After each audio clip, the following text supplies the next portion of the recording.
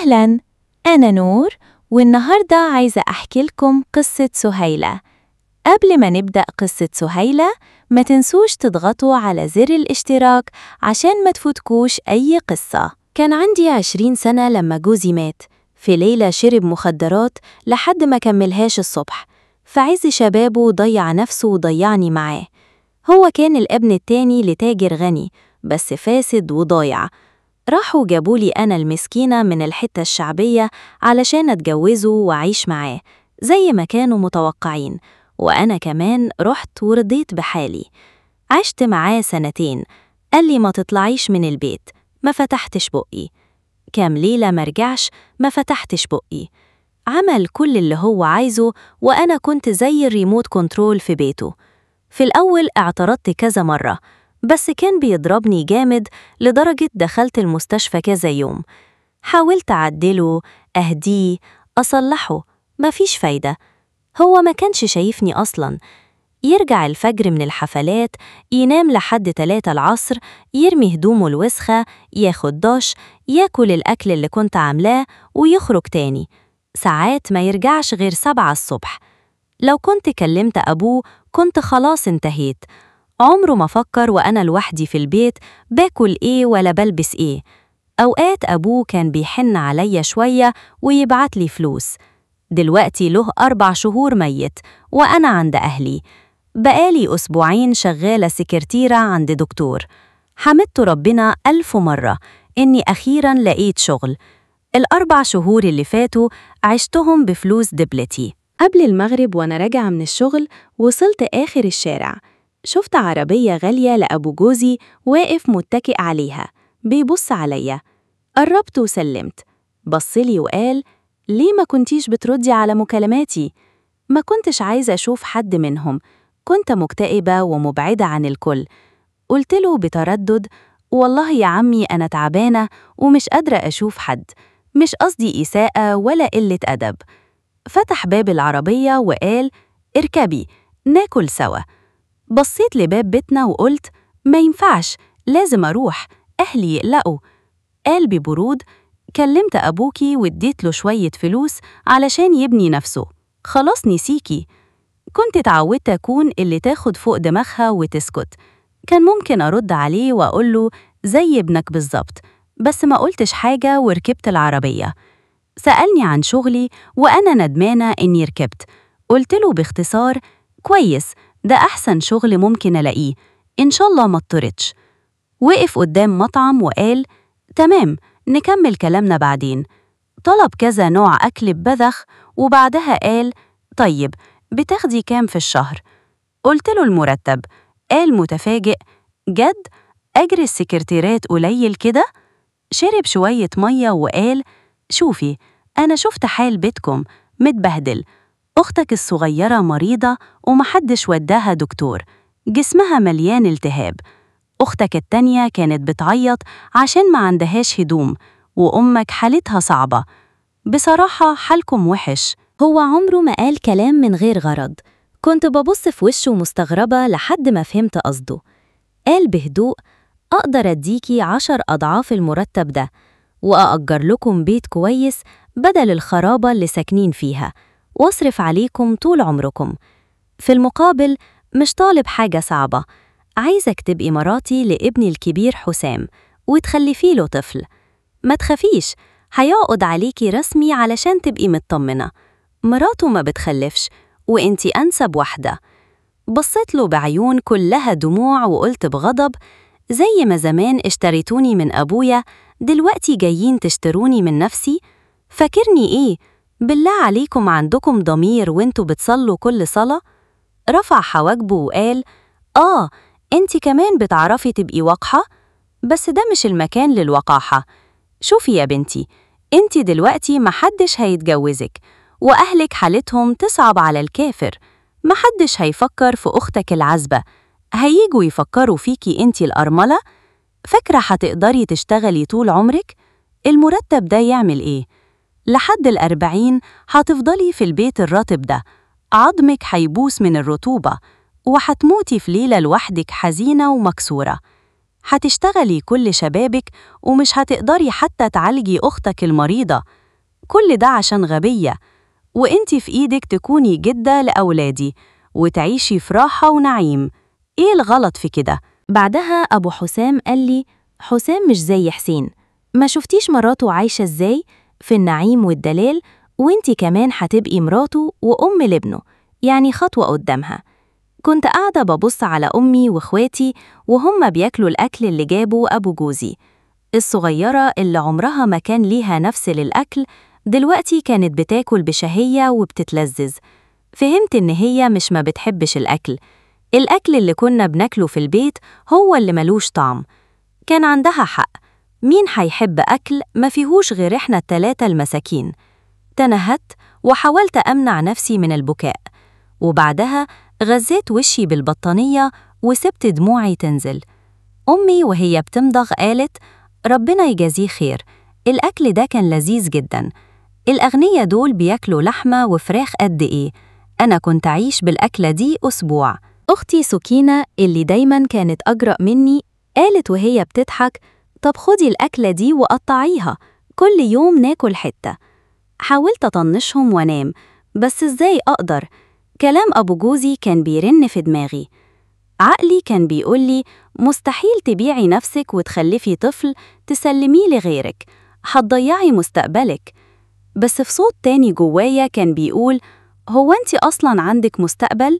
مش كده أختك سمية تتعالج وأمك ترتاح من الشغل وسكينة تلبس شبشب محترم زي صاحبتها، كلكم هتتخلصوا من الفقر.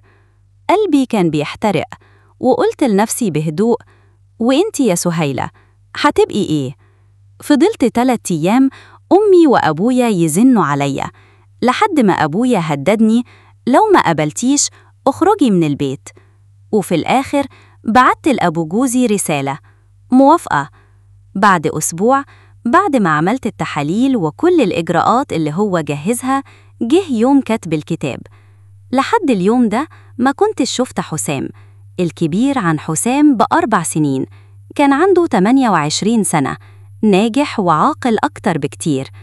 أبوه بيعبده وأمه محبوبة بتحبه أكتر من أي حد.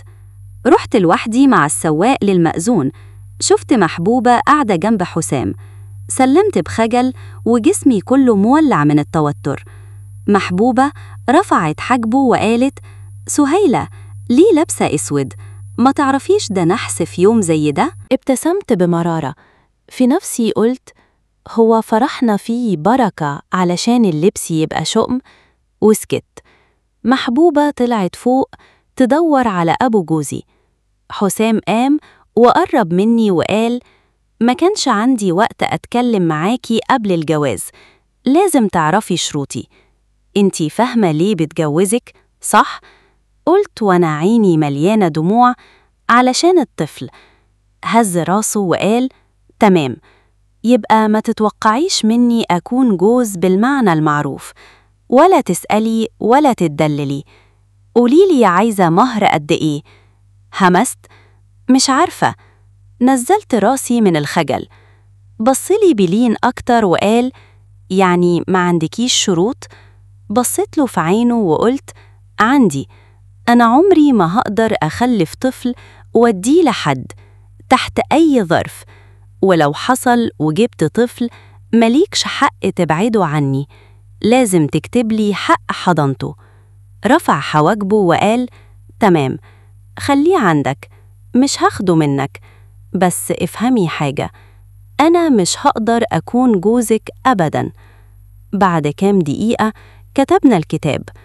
المهر كان بيت باسم عيلتي علشان يعيشوا فيه، وأثبت حقي في الطفل، واتفقنا إني أعيش في بيت أبو جوزي. جمعت هدومي القليلة وودعت أهلي، محدش فيهم بصلي حتى، كلهم كانوا طايرين من الفرح.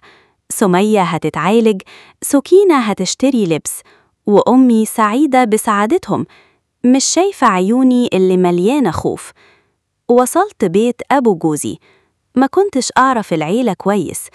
حسام كان بيبعدني عنهم دايماً، خايف يفضحني. محبوبة قدمت لي صينية شاي وبسكويت وقالت: حسام هيجي للعشاء، الأوضة الكبيرة بتاعته، جهزي نفسك هناك، هتبقوا سوا من النهاردة.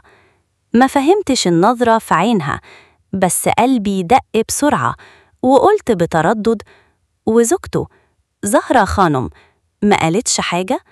قضمت حتة من البسكويت وقالت: كلي يا بنتي، انتي نحيفة جدا، لازم تاكلي علشان تبقي قوية وتخلفي. وزهرة كالعادة في بيت أمها ولسه ما تعرفش حاجة، رايحة تطلب الطلاق. فضلت أبصلها مصدومة، يعني أنا هبقى خرابة بيوت؟ شربت شايها وكملت: إن شاء الله تبقي ذكية، أول ما البنت دي تطلق خدي مكانها، خلفي وربي ابن حسام وعيشي، وأنا هكون دايماً في ظهرك. قلت ودموعي محبوسة في حلقي: محبوبة خانم، تبقي في ظهري وأنا بهدم بيت وابني على خرابه حياتي؟ ده يسمو سعادة؟ دي عاقبة كويسة؟ مش مصدقة إني عملت كده، أنا سلمت نفسي للبؤس بإيدي. تحب نكمل؟ ابتسم وقال: بنتي، برا عندي فرق إيه مين يبقى مرات ابني؟ يعني أنا هاجي واخرب حياة ابني وحط عليه لعنة كبيرة؟ والله العظيم موضوعي مش إن زهرة مش بتخلف، ولا إني ما بحبهاش لإنها أخت مرات ابني. أنا موافق على الطلاق لأن الاتنين دول مش لبعض. زهرة ما يهمهاش غير بيت أبوها والمقابر الدينية والمناسبات العائلية. ابني 6 أيام من الأسبوع بيت عندي، ويوم راجع بيت مراته، يتخانقوا يرجع هنا، لا أكل ولا هدوم نظيفة ولا راحة، كل حاجة ليها قانون، وهما الاتنين مش هيتفقوا. تصدق إن حسام طلب ياخدها سفر وما جاتش معاه؟ قالت لازم أروح لفراج ابن عمي جاي من الحج ولا حاجة، وحسام على حسب ما هو راح مع بنت تانية دبي، وشاف ست بتاعة رجلته في الستوري، اتخانق وافتكر إنه بعد كده يرجع ويصالحها. ما تعرفش إن المرة دي كله خلص. ما كنتش لاقية كلام أقوله. كلت البسكويت والشاي وساعدت محبوبة في تحضير العشاء. فجأة افتكرت إن عندي ميعاد دكتور العصر، طلعت وروحت وأنا لوحدي بطبخ العشاء. كلمت البيت، الكل كان مبسوط، وده خلاني أهدى شوية. حطيت البطاطس المقطعة في الزيت وأنا برقص بحرك السلطة في التلاجة. سمعت صوت خفيف، رجعت عشان ألاقي حسام. اتبسم بسخرية وقال: انتي مبسوطة قوي، ما شلت شعري عن وشي. لبيت شالي ولبسته وقلت: مبسوطة، بقيت مرت التاني لراجل ما بحبوش، ومراته ما تعرفش بحالي، وهو عايزني بس ولاد، وقلبي بيوجع من عاقبة الموضوع. دلوقتي أنا أسعد بنت في الدنيا. محبوبة سألت: فين محبوبة؟ قلت لها راحت عند الدكاترة. اتقدم حسام وقال: عارفة القوانين ولا لأ؟ بصيت له وقلت: يعني إيه القوانين؟ خمد نفسه وقال: مراتي لازم تكون محجبة، مش تطلع من البيت من غير إذني. أنا مش راجل سافل، مش هخليكي تروحي في الشوارع صباح ومساء، كل ما تحبي تطلعي معايا.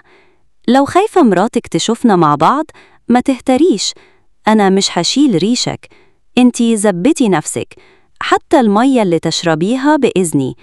حاولي تبقي حامل بسرعة، نبدأ من الليلة دي. ما قدرتش أقاوم قدام الناس، وقلت وعيوني مليانة دموع: أخو حسام، والله ما عندي أي نية أخرب حياة سهرة، ولا نفسي أتجوزك، بس مجبورين. ما قدرتش أقاوم، أنا تسلمت لرغبة الكل وسكت، لكن أبداً مش هخلي طفل يتولد ويتيتم من أمه علشان راحة عيلتي، أبداً مش هقبل. هاتوا البيت ورجعوه للي تحبوه، اعملوا اللي تحبوه.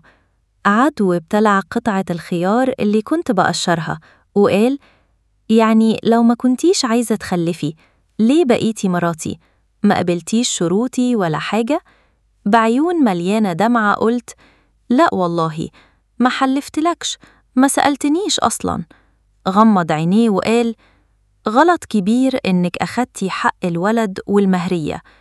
كنت عارفة إنه صح، لكن ما استوقفتش، خفضت راسي وكملت. بعد شوية قال: خايفة آخد ولدك؟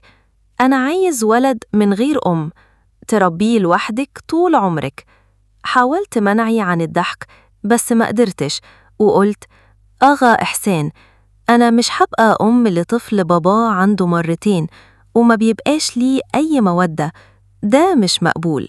المواجهة دي كانت السبب لأول مرة نزلنا مع بعض، وفي الآخر قال: شايفة؟ يمكن دلوقتي الطفل يكون في بطنك، قوليلي تاني كلامك لو اتجرأت. عملت كل اللي أقدر، لكن ما قدرتش أقاومهم. بالليل ومع أول ضوء لقيت نفسي عملت حاجة متهورة. لقيت رقم زهرة مرات حسام واتصلت بيها. لو حد في البيت سمع كان خلاص مضيعني، بس ما كانش فاضل لي حل. ما كنتش عايزة أستسلم لرغبات محبوبة وحسام. بعد كذا رنة مسكت السماعة وهي سمعت صوتي وقالت باستخفاف: سهيلة، انتي؟ كنت ناوية أكلمك أقولك تعالي خدي شوية هدوم ليكي ولعيلتك، ماما حطت شوية لحم مخصوص. استغربت وقلت: يعني لحد الآن أخدت منكم هدوم ولا لحم؟ ضحكت وقالت: لو اتضايقتي فمش علينا، إحنا كلنا عارفين وضعكم. رفعت حواجبي وقلت: يعني انتوا عارفين إني اتجوزت زوجك عشان أجيب له ولد، ولا انتي مش واعية ولا نايمة من نوم؟ قالت: تعالي خلال كام يوم، جمعي جوزك، خدي هدومك والبسي واحتفظي باللحم كمان لنفسك. من اليوم اللي كلمتها فيه وقلت لها تنقذ حياتها حصل اللي ما كنتش متوقعاه.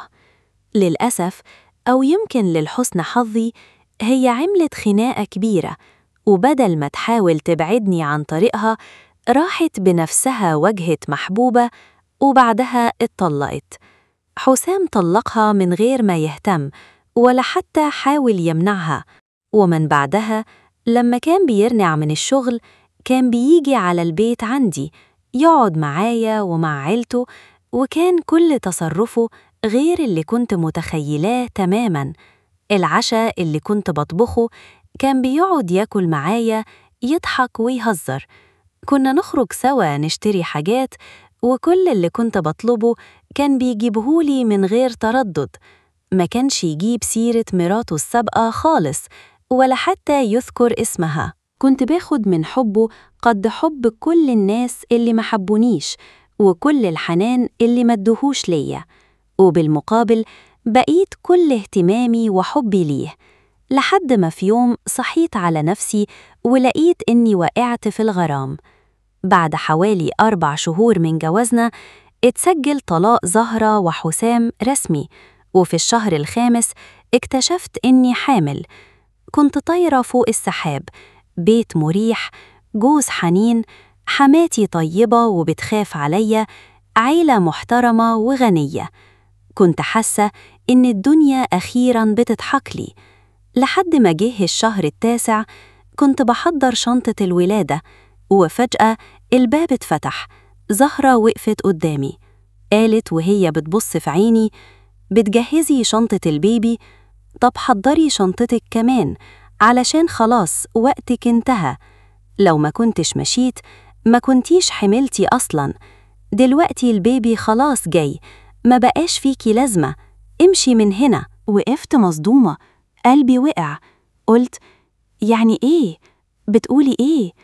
ابتسمت بسخرية وقالت: فاكرة إني هسيب لك بيتي وجوزي؟